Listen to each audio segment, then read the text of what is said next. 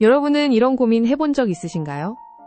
내가 만약 치매에 걸려 아무것도 기억 못하고 평생 사랑해온 자식들에게 집만 된다면 과연 나는 어떤 선택을 해야 할까? 생각만 해도 가슴 한구석이 아릿해지는 질문이죠. 캐나다에는 품위 있게 삶을 마칠 수 있도록 돕는 존엄사 제도가 있어요. 하지만 오늘 전해드릴 첫 소식은 존엄사 제도를 두고 벌어진 한 노부부의 너무나도 안타까운 갈등 이야기랍니다. 안녕하세요. 밴쿠버의 생생한 뉴스부터 우리 이웃의 따뜻한 삶의 현장까지 전해드리는 벤다벤나TV의 벤나예요. 최근 이곳 캐나다 BC주에서 발생해 법원 판결까지 내려졌던 한 80대 노부부의 사연 들어보실래요? 치매에 걸린 할머니와 그 할머니의 존엄사를 계획했던 할아버지의 안타까운 사연이에요. 당연하게도 이 법은 조건이 아주 까다롭죠. 신청자는 18세 이상이어야 하고 판단력을 가진 정신상태여야 해서 치매가 심하면 안 된답니다. 또한 참을 수 없는 고통이 지속될 때 본인이 존엄사를 직접 결정한 후에 의사 2명의 동의를 얻어야 해요. 할아버지는 아내의 치매가 심해져서 존엄사 신청 자격을 잃기 전에 빨리 마무리를 하고 싶었던 거예요.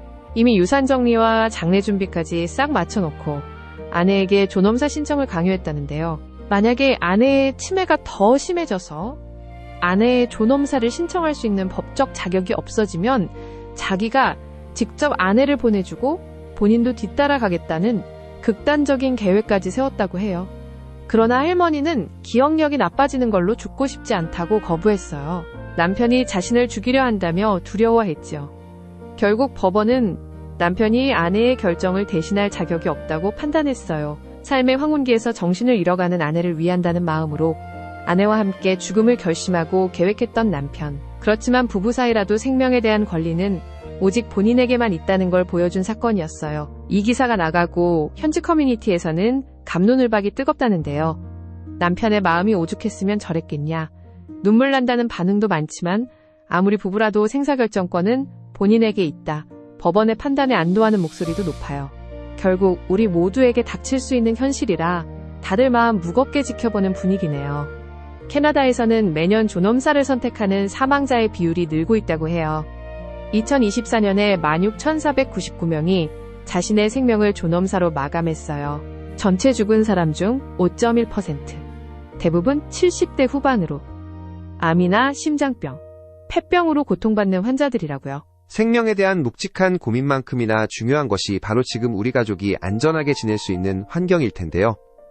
최근 우리 동네 안전에 비상이 걸렸어요. 한인들이 많이 사는 동네 코키틀람 소식이에요. 지난 11월 말부터 최근까지 이 동네에 주택 침입 사건이 21건이나 발생했다는데요. 주로 오후 2시에서 밤 9시 사이에 뒷마당 유리문을 깨고 들어온다고 하더라고요. 범인들이 공원이나 산책로랑 연결된 집들을 노린다고 하니까요. 외출하실 때 문이랑 창문 꼭 잠그시는 거 잊지 마세요. 혹시 집 비울 때는 나 여기 열쇠 숨겨놨다. 화분 밑이나 카페트 밑에 두시는 건 절대 금물. 마치 도둑들이 쉬운 먹잇감 찾는 게임처럼 느껴지죠? 로컬 커뮤니티에서는 이제 코키틀람도 예전 같지 않다. 대낮에 유리문을 깨고 들어온다니 무서워서 뒷마당 나가기도 겁난다. 반응이 쏟아지고 있어요.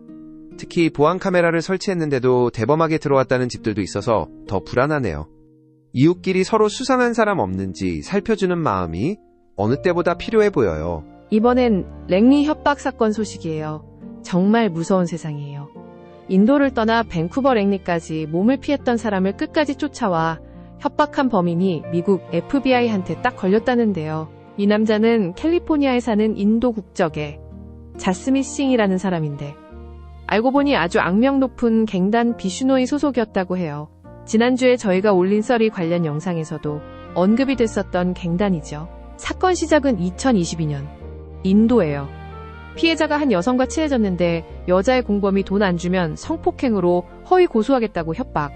피해자가 증거를 모아둔 덕에 인도 경찰이 그들을 체포했어요.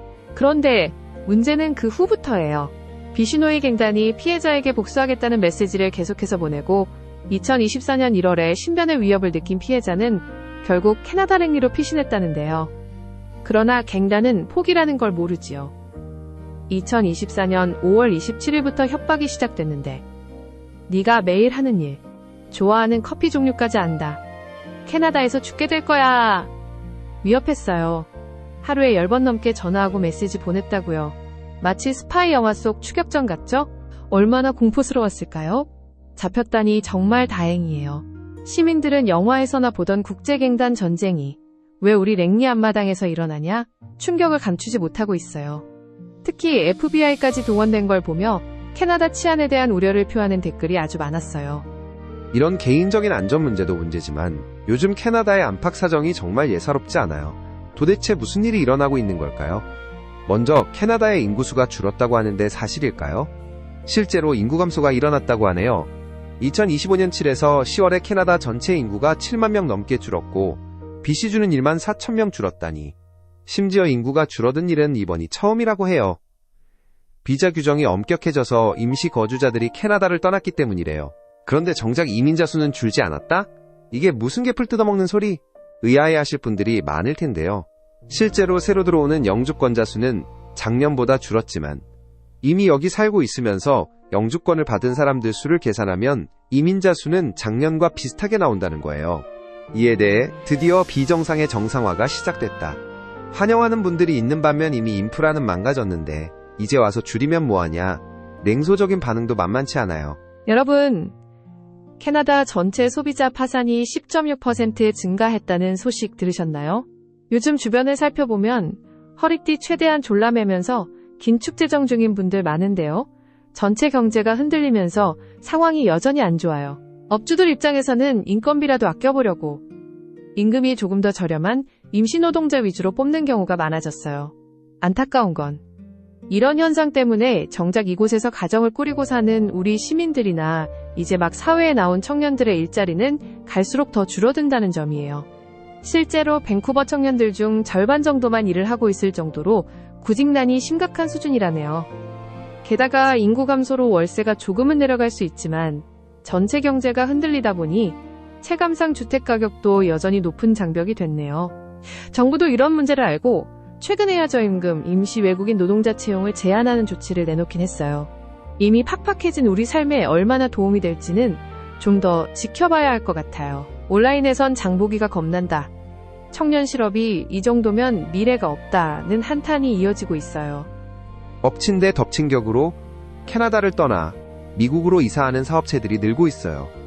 최근 우리 BC주의 가구 제조회사 프리팩 매니팩처링 LTD가 미국으로 이전했다는 소식이 전해졌어요. 그 여파로 170명 정도의 실직자가 발생했다니. 기업들은 왜 미국으로 떠나는 걸까요? 미국이 돈 모으기 쉽고 투자자 많아서지요. 특히 2025년 미국의 관세 정책 때문에 제조업 회사들의 미국으로 이전하는 모습이 보이네요. 실제로 최근 PwC 조사에서 캐나다 기업 283개 중 19%가 미국으로 옮길 생각 중이고 그 중에서 제조업은 37%나 된다고 해요. 이 소식을 접한 시민들 반응이 정말 뜨겁습니다. 기업이 나쁜 게 아니라 기업을 쫓아내는 캐나다 환경이 문제. 정부를 향해 쓴소리를 뱉는 분도 있고요. 특히 한 네티즌은 캐나다에는 규제와 세금만 있고 미국에는 투자와 기회가 있다. 뼈 아픈 지적을 하기도 했습니다. 170명이나 되는 우리 이웃들이 일자리를 잃게 된 상황이라 다들 자기 일처럼 안타까워하고 계신데요. 정말 이대로 제조업이 다 빠져나가면 우리 캐나다 경제는 어떻게 되는 건지 걱정이 쌓여서 석가탑을 만들 기세입니다. 이번엔 BC주 대학의 유학생 수가 65%나 줄어서 사상 최대 위기라는 소식이에요. 먼저 UBC부터 이야기할게요. 이 학교는 밴쿠버에서 제일 큰 대학인데 올해 전체 수입이 5.1%나 떨어질 전망이라네요. 작년보다 등록생이 20%나 줄었거든요. 그 때문에 클래스 크기를 줄이거나 일부 프로그램을 축소할 수 있다고 해요. 다음으로 SFU. 역시나 국제학생이 30%나 줄었다니. 학교 측은 직원 100명 넘게 줄이는 대대적인 레이오프를 시작했다고요. 카필라노 유니버시티는 학생 등록이 50% 넘게 떨어져서 학과 폐지를 검토 중이고 교수들을 계약직으로 바꾸려 해요. 지금까지 캐나다 대학들은 부족한 정부 지원금을 유학생 등록금으로 메우며 겨우겨우 운영을 해왔었거든요. 그런데 정부가 갑자기 유학생 수를 확 제한해버리니까 대학들의 재정에 비상이 걸린 거지요.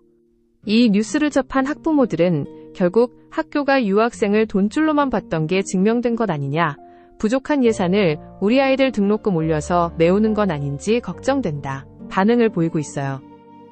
경제 상황도 경제 상황이지만 당장 이번 주 우리 생활에 밀접한 날씨와 돈이 되는 세금 정보도 놓칠 수 없겠죠? 불과 일주일 전만 해도 뉴스가 온통 물난리 소식으로 가득했었지요. 그 사이 가슴 아픈 사연도 전해졌고요. 진료학에서 27살 된 5아이의 엄마가 아이들 앞에서 사고를 당하는 일이 있었어요. 그녀는 시속 80km의 강풍에 부러진 나뭇가지에 맞아서 그만 세상을 떠나고 말았는데요. 아이 둘과 공원 근처 산책 중이었다고 해요. 남겨진 5아이와 가족들의 슬픔이 얼마나 클지 감히 상상도 안 가네요.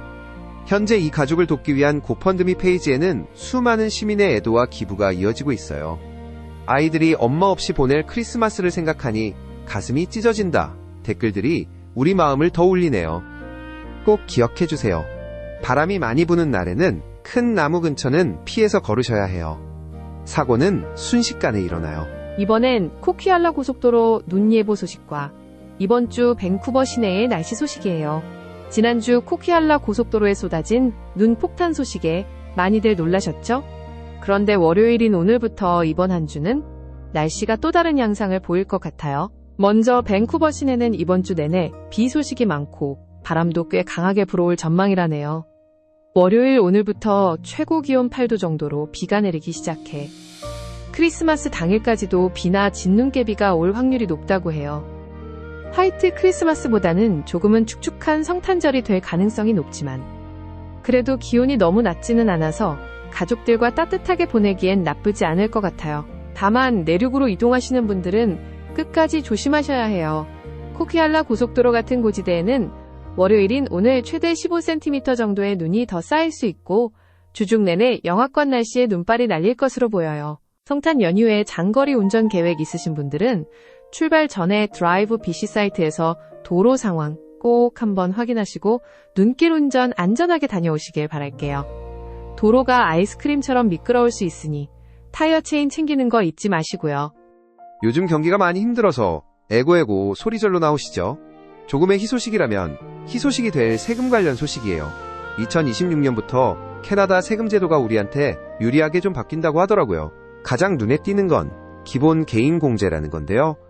연간 소득이 16,452달러까지는 연방세를 아예 안 내도 된다는 뜻이라네요.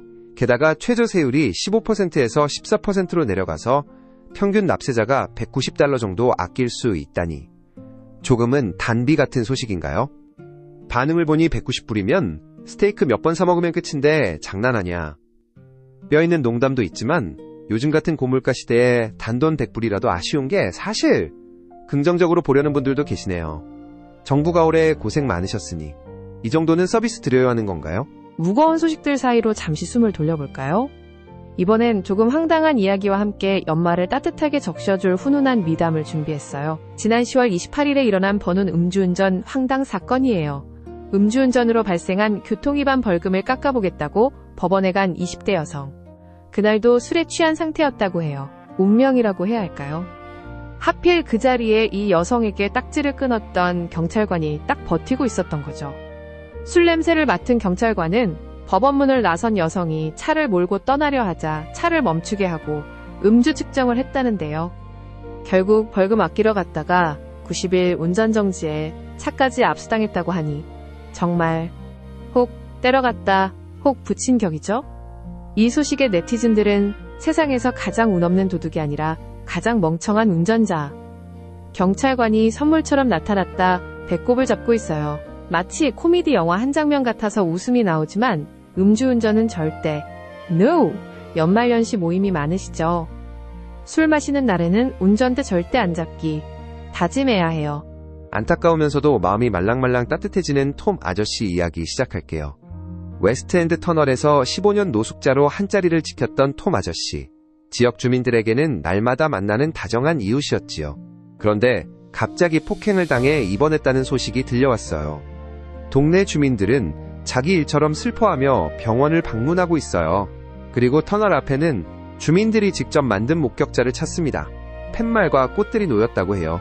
마치 동네가 하나의 큰 가족인 것처럼 따뜻함이 느껴지네요. 네티즌들은 아저씨는 우리 동네의 영혼 같은 분이었다라며 범인에 대한 강력한 처벌을 요구하고 있는데요. 가장 취약한 이웃을 지켜주지 못했다는 자책과 미안함이 밴쿠버 전역을 따뜻하면서도 먹먹하게 적시고 있답니다.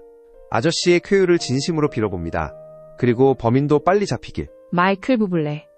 한국 사람들에게 꽤나 친근한 이름이지요. 2014년에 버나드 파키 부블레의 홈을 K-pop 스타에서 불러서 데이트가 됐지요. 최근엔 한국의 임영웅 가수가 Everything, All of Me 같은 곡을 LA 콘서트나 방송에서 불러서 임영웅 팬들에게도 익숙한 이름일 거예요. 그런데 그런 마이클 부블레가 밴쿠버 버나비 출생이라는 사실을 알고 계셨나요? 그가 최근 2025년 12월 18일 목요일 오후에 Greater Vancouver Food Bank에 나타났다는 소식. 시니어 프로그램에 깜짝 등장해서 어르신들께 음식 꾸러미를 직접 나눠줬다니. 사람들이 처음엔 그냥 알바생인 줄 알았는데 그 유명한 미소. 그리고 목소리를 듣고 나서야 형이 왜 여기서 나와? 하며 깜짝 놀랐다고 해요. 그는 어르신들 한 분 한 분 인사하며 따뜻하게 대했고 아무리 큰 무대에 서봐도 진짜 중요한 건 서로 필요할 때 곁에 있어주는 거예요. 라고 말하면서 모두를 감동시켰어요. 그는 버너비 출신으로 지역 사랑이 깊어서 이런 봉사를 자주 해온 거래요. 팬들은 역시 밴쿠버의 아들이다. 월드스타인데도 동네 어르신들 챙기는 모습이 너무 멋지다 찬사를 보내고 있어요. 특히 임영웅 팬분들은 우리 영웅님이 부른 노래 주인공이 이렇게 마음씨도 곱다 반가워하고 계시네요. 여기서 끝이 아니라 온라인 기부 캠페인도 홍보했대요. 올해 들어서만 수천 가정을 도왔고 연말이라 더 많은 도움이 필요하다고 강조했어요. 정부가 더 큰 역할을 해야 한다고도 말했네요. 마치 크리스마스 선물처럼 등장한 스타라서 밴쿠버 연말이 더 따뜻해졌어요. 오늘 준비한 소식은 여기까지입니다. 여러분은 오늘 뉴스들 어떻게 보셨나요? 특히 존엄사 문제나 힘든 경제 상황에 대한 여러분의 생각을 댓글로 자유롭게 남겨주세요. 앞으로도 밴쿠버의 생생한 소식을 빠르게 받아보길 원하신다면 구독 버튼 잊지 마시고요.